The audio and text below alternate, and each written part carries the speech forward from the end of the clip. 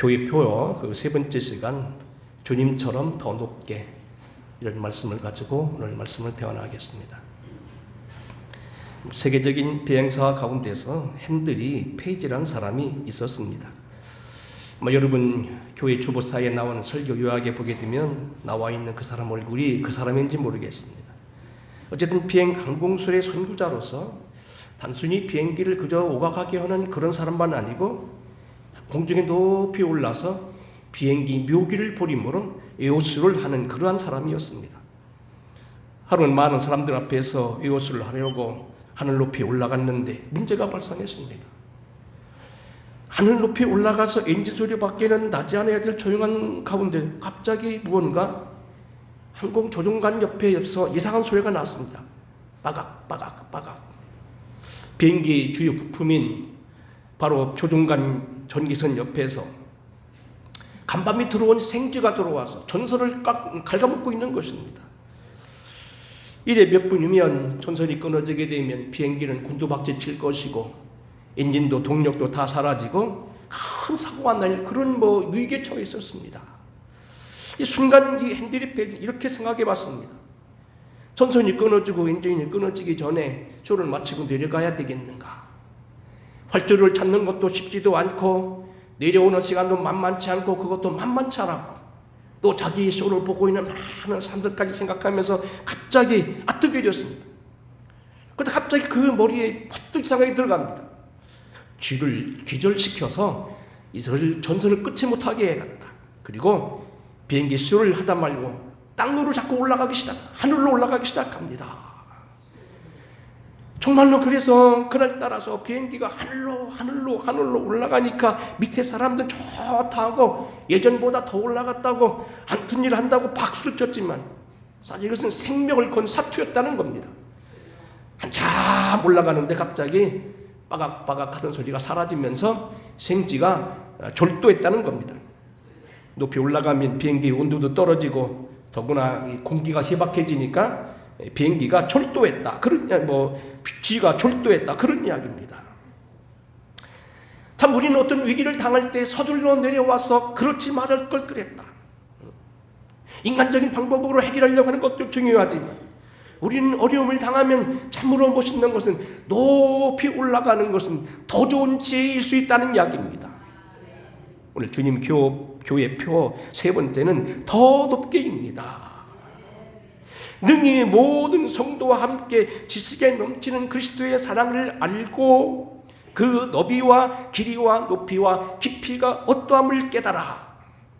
처음에는 넓이였고 저 지난 시간엔 길이였고 그리고 지난해는 명절이라 해서 그 다음 절 20절 21절 더 넘치도록 능히 하실리. 오늘 세 번째는 뭐냐면 높이라는 얘기입니다. 주님이 우리에게 요구하신 그 높이로 올라가면 이 땅의 시험도 이길 수 있고 생각했던 것보다 더 멋지고 더 많은 사람들이 박수를 치고 더 많은 사람들이 이익을 얻고 위기를 안전하게 모면할 수 있는 아주 좋은 방법이 있다는 겁니다.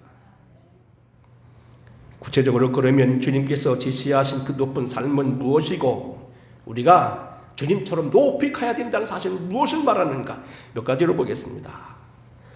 첫째로 오늘 주님께서 우리에게 높이 살라고 하신 건 뭐냐면 우리의 윤리 수준, 도덕 수준입니다. 마태복음 5장 48절 산상수훈의 한 핵심 기절이 이런 말씀이 있습니다. 그러므로 하늘에 계신 너희 아버지의 온전하심과 같이 너희도 온전하라. 여보게 믿는 사람도 사람이지 않나? 그럭저럭 살게 마실 거 마시고 먹을 거 먹고 그저 할 거 다 하고 갈 때 다 가고 장난도 해면서 살아야 설렁설렁 살아야 되는 거 아닌가? 주님 우편에 있는 강도는 죽을 때 예수 불렀다고 구원받았는데 그 구원이면 족하지 않나? 아니라는 얘기입니다. 우리 믿는 사람들은 주님께 속한 사람으로서 우리 수준이 아닌 주님 수준으로 눈을 높이 들고 주님께서 우리에게 제시하신 그 수준으로 나아가야 된다는 겁니다. 우리의 윤리생활, 도덕생활, 가정생활이나 모든 생활이 좀 때로는 건방지게 보일지 모르고 교만하게 보일지 모르지만 주님 수준으로 나아가야 된다는 얘기입니다. 너희는 세상의 소금이니 소금이 만일 그 맛을 잃으면 무엇으로 짜게 하리요? 후에는 아무 쓸데없어 다만 밖에 버려져 사람에게 밟힐 뿐이요 너희는 세상의 빛이라 산 위에 있는 동네가 숨기지 못할 것이요 사람이 등불을 켜서 말 아래 두지 아니하고 등경 위에 두나니 이러므로 집안 모든 사람에게 빛이 논디라. 이같이 너희 빛이 사람 앞에 비치게 하여 그들로 너희 착한 행실을 보고 하늘에 계신 너희 아버지께 영광을 돌리게 하라. 율법이나 선지자를 폐하려 온 줄 생각하지 말라. 나는 폐하려 온 게 아니라 완전하게 하려 함이라. 진실로 이루노니 천지가 없어지기 전에는 내가 말한 것은 율법의 한획이라도 결코 없어지지 아니할 것이다. 작은 것 하나라도 버리지 아니하고 내가 너희에게 이르노니 너희 의가 서기관들과 바리새인들보다 더 낫지 아니하면 결단코 천국에 들어가지 못하리라. 일반적인 도덕가들이나 우상 섬기는 사람들, 종교가들이나 양심가들이나 그들에 비해서 뭡니까? 뒤집어는 안 된다는 겁니다. 우리가 뭐는 예수 안 믿는 사람들은 다 나쁜 건 아닙니다. 이게 유명한 20세기 최고 선교사였던 스탠리 존스가 19살에 은혜를 받고 23살인가 신학교를 마치고 인도에 첫 판송을 받았을 때 그 혼돈에 빠졌습니다. 인도 사람의 경건의 차가 생각했던 것보다는 너무나 엄청난 거예요. 경건 생활, 그 도의 생활, 그것이 너무 해서 혼란에 빠졌다는 얘기입니다. 저들에게도 예수가 필요한가? 결국은 그들에게는 기쁨이 없었고 구원이 없었고 은혜란 개념이 없었고 자기적인 종교로서 구원받는 그런 불쌍한 사람들이었다는 겁니다. 문제는 뭐냐면 그들보다도 우리가 뒤져서는 아니 된다는 얘기입니다. 엊그제도 우리가 보니까 저쪽 티베트에서 그 순례하는 사람들 영화를 이번에 또 내보냈더라고요. 그래서 넷플릭스 그걸 봤는데 제가 그 한 생을 다 지켜봤습니다. 10배를 걸어가서 쫙 엎드려 경배 한번 하고 또 이제 10걸음 걸어가서 쫙 들어가지고 수십 킬로를 가는 겁니다. 한 번은 그런 길 가다가 산에서 흘러오는 냇물을 만났습니다. 냇물에서도 엎드러지더라고요. 옷이 다 젖어요. 말리고 다시 또 오더라고요. 근데 물론 우리가 그 사람들은 그렇게 구원받는 건 아니지만 그들이 가지고 있는 나름대로 바르게 살려가는 그 모든 종교가들보다도 양심적으로 살아가는 어떤 도덕가들보다도 우리는 더 나아야 된다는 얘기입니다. 이러한 하나님의 백성으로서의 어떤 자격을 말하고 있는 산상수훈의 예를 들어보겠습니다. 마태복음 5장 21절로 26절에 보면 형제에게 노하지 말고 화해하라고 말씀하십니다. 5장 27절에는 육신의 죄를 범하면 그 육신을 찍어버리라고 말합니다. 언젠가 말씀드린 대로 유명한 마르코 폴로가 쓴 책에 보게 동방 견문록에 보게 되면 산을 옮겨서 목가댐 교회가 되게 했다는 그 나오는 거기 그 구두쟁이가 바로 그 사람입니다. 어느 날 자기가 구두를 만들고 있는데 아름다운 여인이 와가지고 구두를 만들어 달라는데 예의 없이 발을 내밀입니다.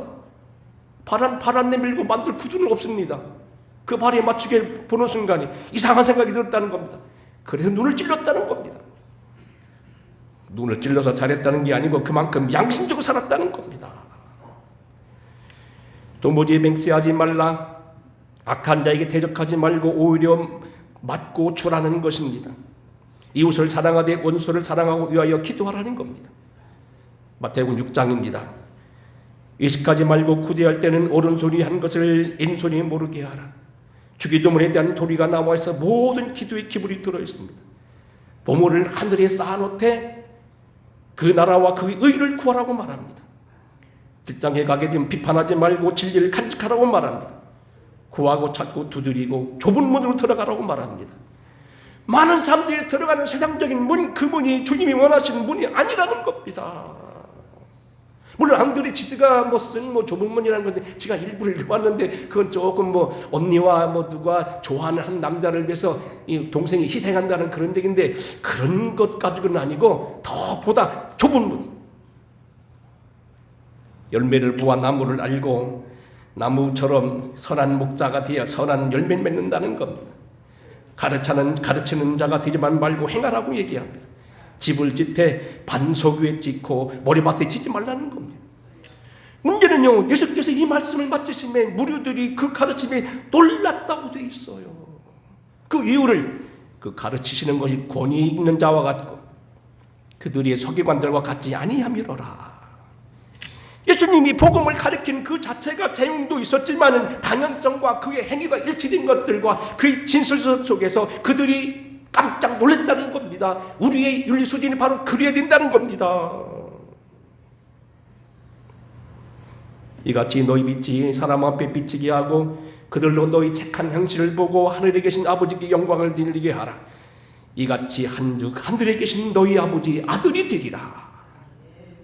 하늘에 계신 너희 아버지 온전하신 것 같이 너희도 온전하라. 후에 사도 바울은 이 논리를 골로새서에서는 이렇게 공부합니다. 지난주 공부했죠. 지난 우리가 여러 시간 걸쳐 공부했죠. 기독론이 출발하는 거예요. 그러므로 너희가 그리스도와 함께 다시 살리심을 받았으면 위의 것을 찾으라. 위의 것을 생각하고 땅의 것을 생각하지 말아라. 우리 생명이신 그리스도께서 나타나실 그때에 너희와 같이 영광 중에 오시리라 그랬는데 우리가 자꾸 하늘을 바라보아야 될 이유는 뭐냐는 겁니다.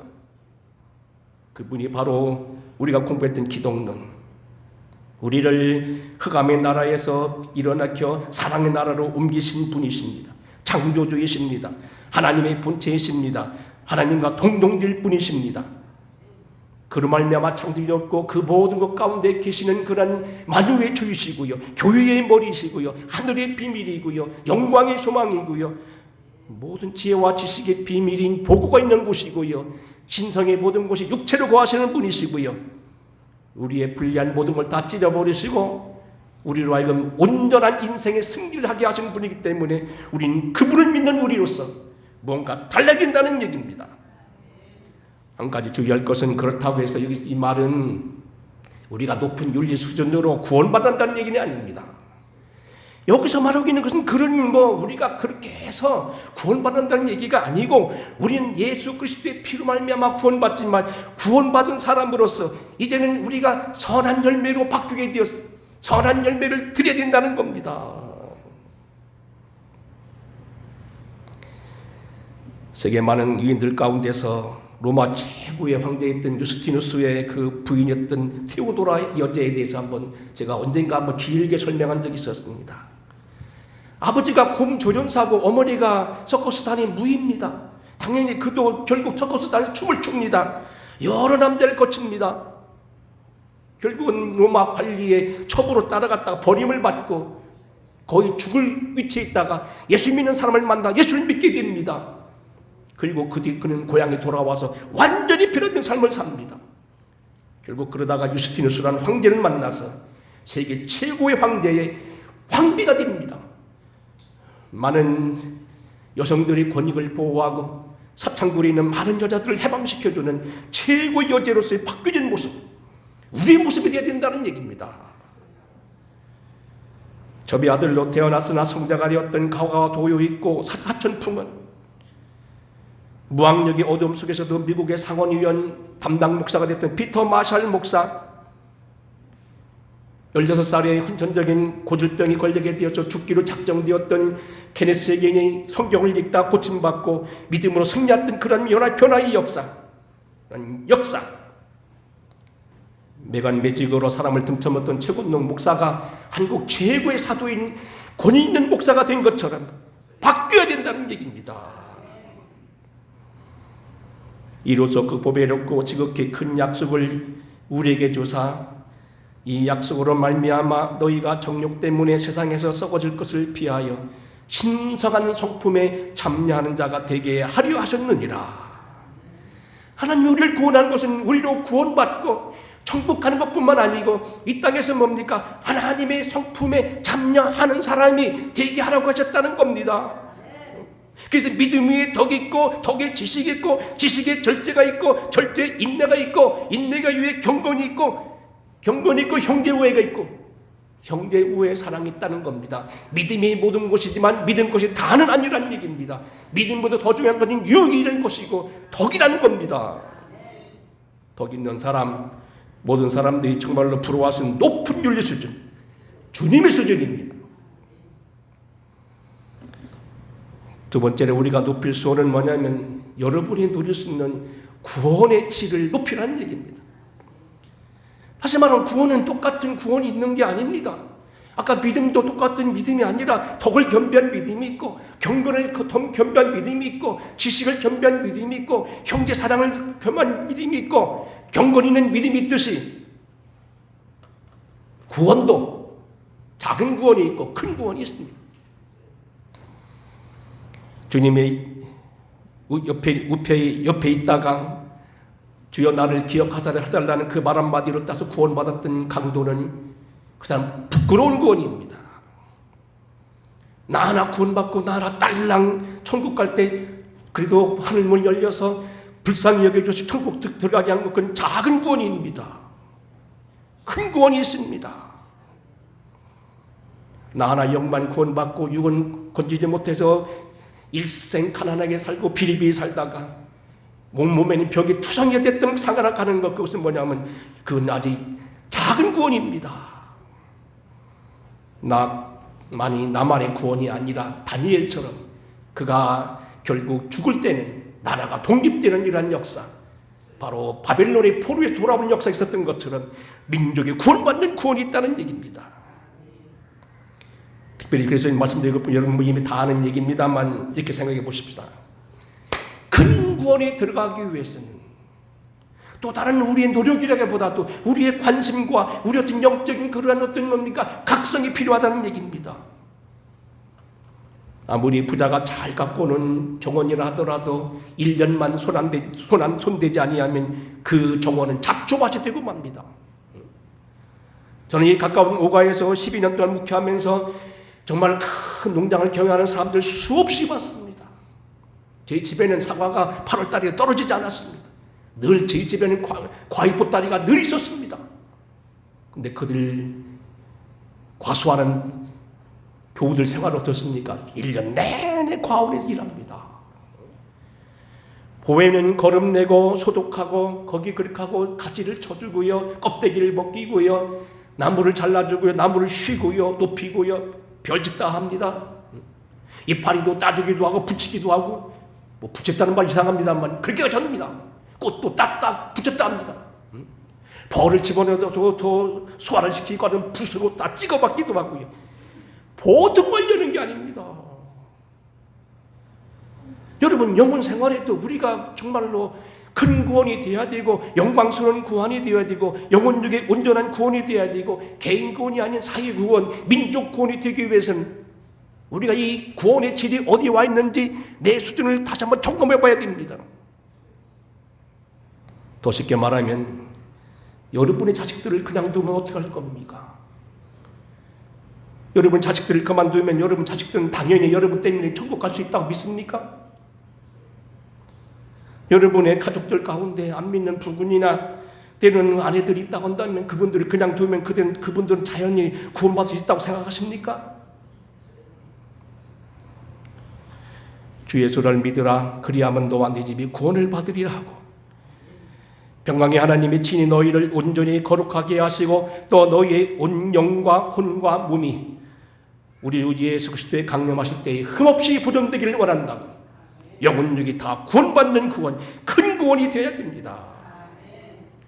창세기 45장 보게 되면 본인뿐만 아니라 온 가족을 다 구원하고 주변에 있던 모든 사람 민족들을 구원했던 요셉은 이렇게 말합니다. 하나님이 큰 구원으로 당신들의 생명을 보존하려고 당신들의 후손을 세상에 두시려고 나를 당신들 앞에 앞서 보내셨다고 말합니다. 여러분 성경에 보게 되면 큰 구원이라는 단어가 적지 아니합니다. 사무엘상에 보게 되면 사울왕 때에 요나단을 통하여 이스라엘 민족에 누렸던 구원을 큰 구원이라고 두세 번 예찬하게 나옵니다. 사사기에 보게 되면 사사 삼손이 자기가 적은 눕혔을 때 자기가 고난을 당해 죽게 되었을 때 큰 구원을 베풀어 달라고 기도한 장면이 나와 있습니다. 사무엘하 22장에 보게 되면 다윗이 말년에 노래한 그 유명한 찬송, 마지막 찬송에 이렇게 말합니다. 여호와께서 그 왕에게 큰 구원을 주시며 기름 부은 자에게 인자를 베푸시며 영원토록 다윗과 그 후손에게로다 하였더라 그랬습니다. 다윗을 통하여 큰 역사를 이루신 하나님, 큰 구원입니다. 시골에 정말로 한 부잣집이랬는지 모르겠습니다만 8번째 아들로 태어나서 양을 치던 그러한 덧없는 그 목자 청년을 데려다가 이스라엘 군주를 삼으시고 이스라엘 예수 그리스도를 구원의 예표로 삼으셨으니 그런 구원이 큰 구원이란 얘기입니다. 히브리서 8장 2장에 보면 이렇게 말합니다. 우리가 이같이 큰 구원을 등한히 여기면 어찌 피하리요. 천사보다도 모세보다도 선지자들보다도 그 누구보다도 더 우세하신 예수 그리스도, 하나님의 아들을 보내신 예수.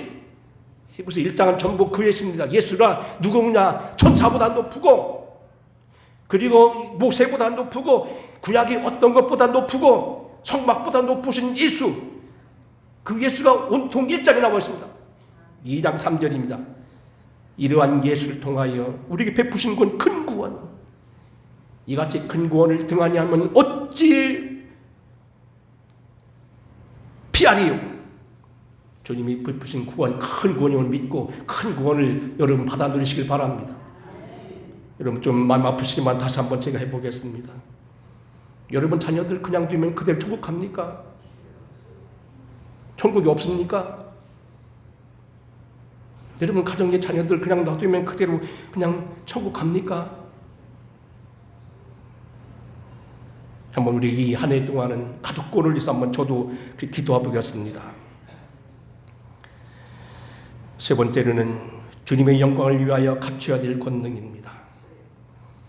참 우리가 예수 믿고 감사한 것은 무조건 우리는 어떤 종교처럼 머리를 깎고 산에 들어간 종교가 아니라는 사실입니다. 우리는 십자가를 지는 삶이며 세상에 있는 악을 퇴치하며 이 땅의 인간을 어렵히는 모든 더러운 것을 물리치는 종교가 바로 기독교입니다. 당연히 성령을 통하여 주신 권능입니다. 이 주님을 우리가 믿고 있는 한 째째하게 믿지 말자는 겁니다. 평강의 하나님이 친히 너희를 온전히 거룩하게 하시고 또 너희의 온 영과 혼과 몸이 우리 주 예수 그리스도의 강림하실 때 흠없게 보존되기를 원하노라.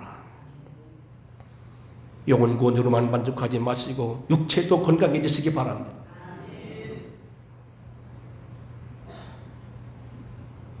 하나님 우리에게 주신 것은 영혼 구원만이 아닙니다.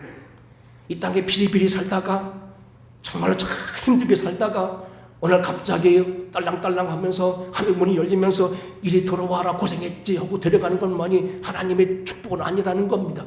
영혼육이 온전히 구원받는 거라는 겁니다. 할 수 있거든요. 무슨 말이냐? 믿는 자에겐 능치 못한 일이 없느니라. 기도해보자는 얘기입니다. 율법이 육신으로 말미암아 할 수 없는 것을 그것을 하나님은 하신다. 곧 죄로 말미암아 자기 아들을 죄 있는 육신의 모양으로 보내사 육신의 죄를 정하여 육신을 따르지 않고 그 영을 따라 사는 오늘 우리에게 율법의 요구를 이루게 하셔야 합니다. 죄를 따라 사는 것이 아니라 영을 따라 삶으로 해서 율법의 요구를 이루시 승리하시기 바랍니다. 예수를 죽은 자 가운데서 살리신 이의 영이 너희 안에 거하시면 그리스도 예수 안에서 죽은 자 가운데서 살리신 이가 너희 안에 거하신 그 영으로 말미암아 너희 죽을 몸도 살리시리라. 주님 안에 한 번 더 업그레이드 하시고 내 영의 정도가 어디까지 왔는가 또 높이 보시기 바랍니다. 네 번째는 영적 신앙의 한 단계씩을 높이다는 얘기입니다. 우리가 이제 교회표 설교가 끝나면은 한 두어 주 지나면은 야고보에 대해서 제가 집중적으로 한 10시간 정도 강의하려고 지금 그렇게 계획을 세우고 있습니다. 시리즈 설교 다시 할 겁니다. 근데 야고보는 어떻습니까? 야고보는 둘째 아들인데도 불구하고 장자의 명분을 받습니다. 야고보는 어려운 처지했지만 자기 품삯을 받아냅니다. 야고보는 어려운 환경을 당했지만 환경에 매몰되지 않습니다. 모든 걸 자기 의지로 끌어나옵니다. 하나님 축복을 결코 받아냅니다. 12족장을 만들어냅니다. 약복강가에서는 뭡니까? 복을 받지 않고 난 살 수가 없다고 죽음의 의지를 축복의 의지로 바꾸고 이스라엘 나라 이름의 원조가 됩니다. 한 단계씩 올라가는 겁니다.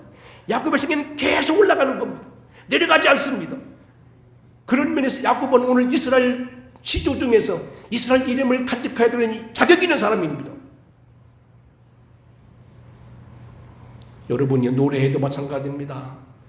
예수를 믿더니 노래하는 것도 달라졌어.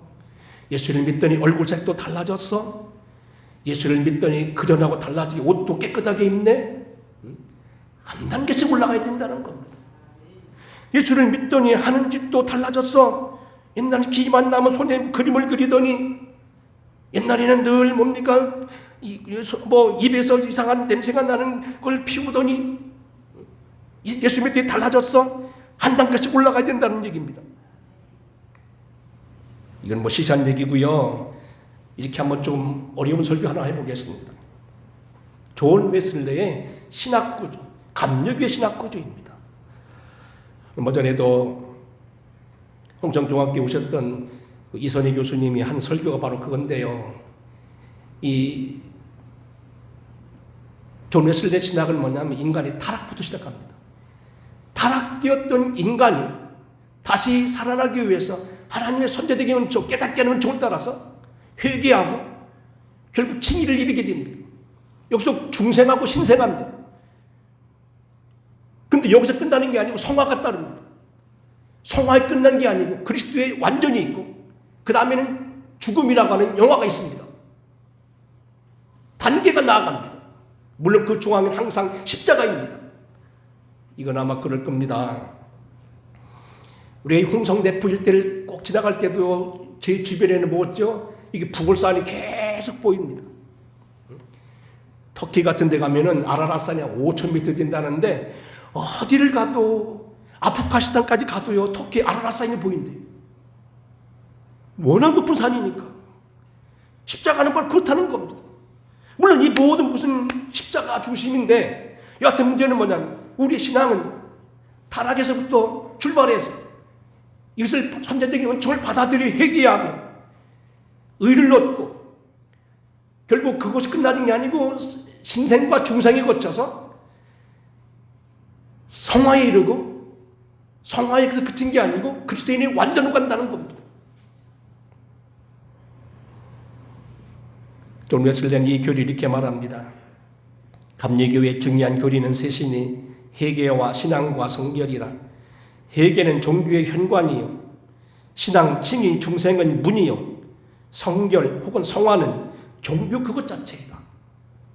우리가 진문에 들어가면 현관을 거치고 거실을 거쳐서 안방에 들어가는데 안방이 성결이라 한다면 거실은 뭐냐면 칭의, 중생이고 회개라는 문을 거쳐 들어야 한다는 겁니다. 그런데 이 단계보다 하나 더 큰 단계가 있는데 그건 뭐냐면 그리스도인이 완전입니다. 이 그리스도인이 완전이라는 단계는 참 어려운 내용인데 존 웨슬리가 독특한 그러한 설교 중에 하나입니다. 굉장히 중요합니다. 그리스도인이 완전이란 지금 웨슬리의 글입니다. 겸손, 온유, 하나님의 사랑, 이웃에게 대한 사랑을 가지고 감정과 말과 행동을 통제할 수 있는 단계. 입에 나온다고 함부로 팍 말하거나 화난다고 막 집어던지거나 막 고통을 하는 게 아니라는 겁니다. 통제할 수 있어야 된다는 겁니다. 이렇게 말합니다. 완전한 기독교인은 5가지로 설명할 수 있다. 1. 전심으로 하나님을 사랑하고 2. 우리의 몸과 마음을 하나님께 바치고 3. 하나님의 온전하신 형상을 회복하고 4. 그리스도의 마음을 가지며 5번 예수의 발자취를 따를 것이다. 그대도 많은 글이 있는데 요약하면 이겁니다. 재질 생각을 버리고 주님과 같이 살도록 자동적으로 조절된 상태. 이렇게 이런 사람이 많겠습니까? 적겠습니까? 이렇게 사는 사람들이 역사상에 많이 있겠습니까? 많지 않겠습니까? 말씀 안 하시네. 자신의 영혼과 이웃군을 위하여 시간을 쓰고 마음을 집중하는 단계, 은혜의 수단의 결과로 최종에 이르는 단계, 세계 만방의 산재에 있는 감리교인들이 서로 결합하고 밀접하게 서로 연결되는 관계, 성령을 통하여 하나님의 사랑을 받았고 그 마음에 성령의 부음을 받은 사람들,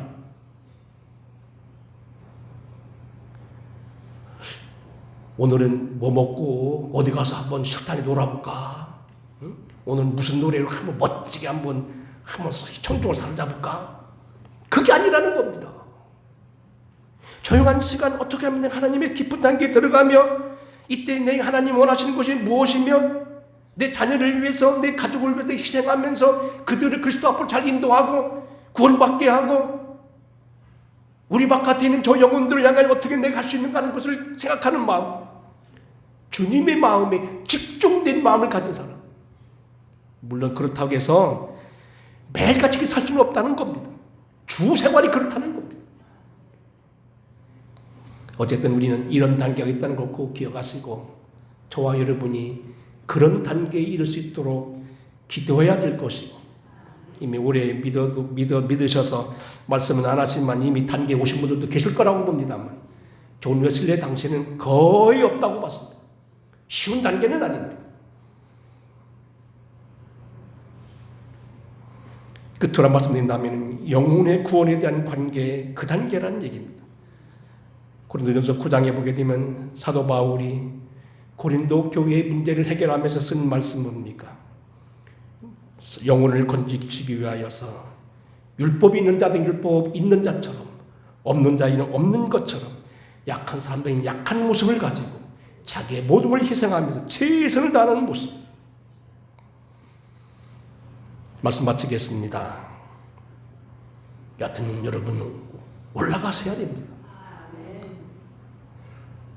어제 신앙보다도 오늘이 더 높아야 되고 어제의 수준보다도 오늘 더 높아야 되고요. 어제 생각했던 것보다 오늘 더 생각이 고상해야 되고요. 뭔가 달라져야 됩니다. 과거에 내게 섭섭했다고 해서 그것만 가지고 거기에 집중하는 것이 아니에요. 나랑 관계도 마찬가지라고 봅니다. 물론 속이는 자들에게 대해서 조심해야 되지만 일단 세월이 지나니까 빨리 덮어버리고 선적관계를 나아가야 됩니다. 지금 얼마나 문제가 많습니까? 환경 문제, 지금 인류의 생존이 걸리는 문제들이 많잖아요. 핵 문제. 나라도 그렇다고 봐요. 또를 또 떨어야 됩니다. 맨날 뭐 친일 뭐 반일 뭐 그 얘기만 하고 말이에요. 아닙니다. 치고 나가야 됩니다. 물론 속이는 사람들하고는 조심해야 되겠지만 우리 관계 더 높은 데 바라보셔야 됩니다. 내 인생에 들어와서 내 인생을 갉아먹는 쥐 따라서 내려가지 마시고 한 높이 올라가셔서 주님과 함께 승리하는 저와 여러분 되기를 주의 이름으로 축원합니다. 고마우신 아버지, 주님처럼 더 높이 사는 삶이 우리의 삶의 목표가 되기를 원합니다. 깨어있어 기도하게 하여 주시고 오늘도 우리를 부르시되 안전하게 하여 주시고 완전하게 하여 주시고 우리를 복주신 주의 능력 가운데 주님 앞으로 달려나가는 모두가 되게 하옵소서. 예수님 거룩하신 이름 받들어 간절히 축복하고 기도함나이다. 아멘. 찬양 드리겠습니다.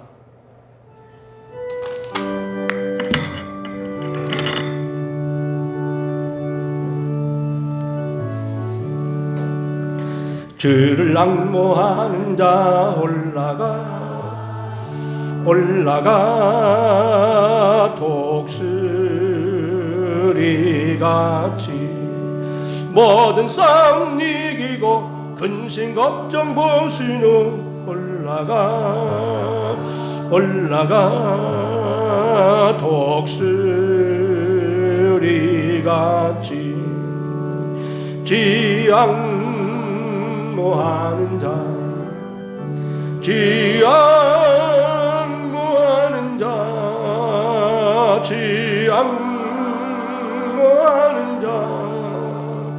늘 강건하리라. 주를 앙모하는 자 걸어가